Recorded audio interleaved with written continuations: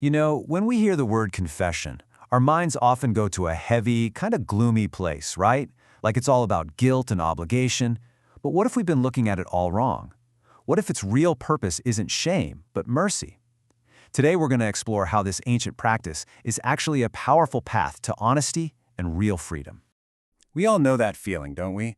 That knot in your stomach from a mistake you've hidden away, a secret you're carrying all by yourself.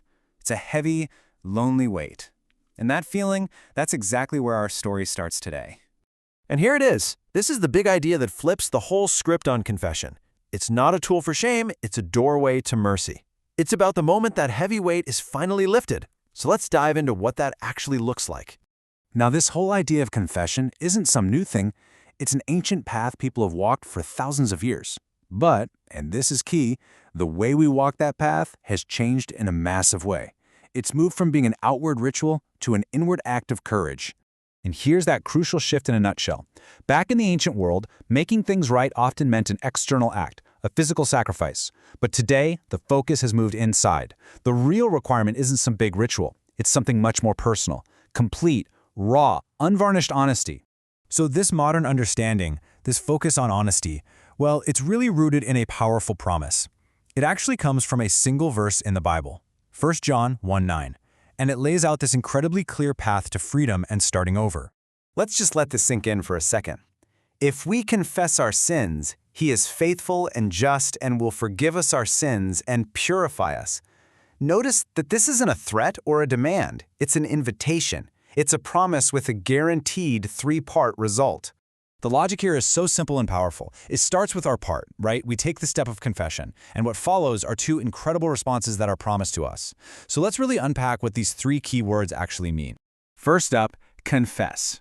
Now, this isn't about groveling or hating yourself. It's actually much simpler. It's just agreeing with reality. It's that moment of courage where we finally stop hiding and just admit the truth of what happened.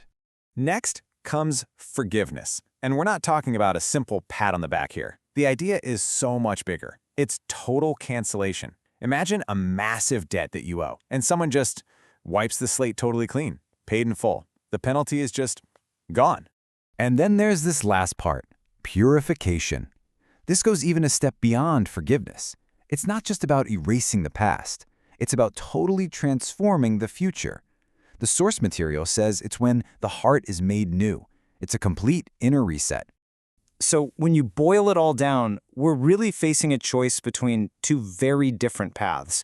There's the path of shame, which just keeps us hiding in isolation with that heavy burden we talked about, or there's the path of mercy, which starts with honesty and leads to the exact opposite: freedom, connection, and a brand new start.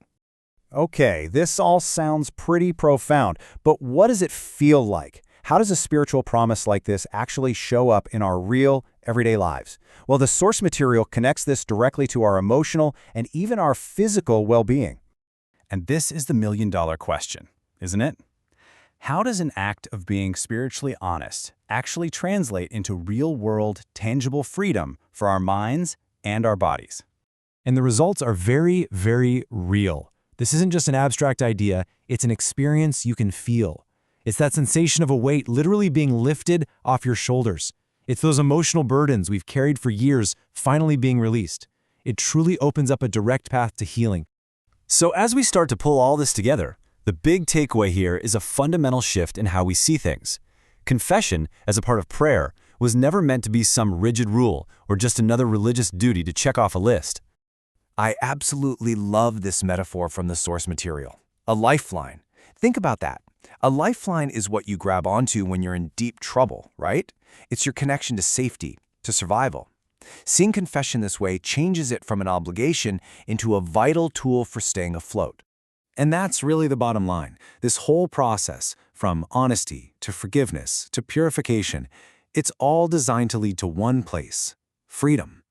Freedom from guilt, freedom from shame, and freedom from the crushing weight of our secrets. So I'll just leave you with this question to think about. After everything we've talked about, what weight in your own life could finally be lifted if you just chose a little bit of honesty today?